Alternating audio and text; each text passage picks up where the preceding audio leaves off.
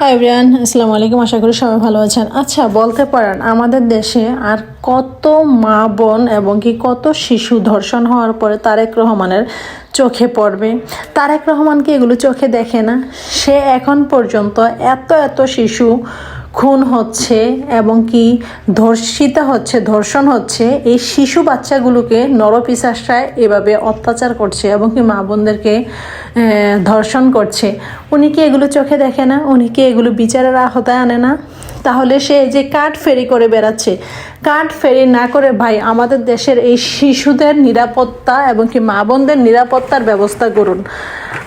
আমাদের দেশে এই শিশুরা যদি এখন এই ফুলের মতন শিশুরা যদি এখনই ঝরে পড়ে, তো আপনার এই ক্ষমতা থাকার এই ব্যর্থতা, আপনি নিজেকে লজ্জাবোধ করা উচিত। এবং কি আপনি ক্ষমতায় আসার পরে এ পর্যন্ত কতগুলো শিশু ধর্ষণ হয়েছে, এটা কি আসলে কাম্য ছিল এই জুলাইয়ের পরে? এটা কি আমরা আশা করেছি? জনগণ জাগ্রত হন। আজকে হয়েছে এত এত শিশুর সাথে, কালকে যদি আপনার সাথে বা আমার সাথে, আমার বাচ্চার সাথে, আপনার বাচ্চার সাথে, আপনার বোনের সাথে হয়, তখন বুঝবেন এটার বেদনা কত।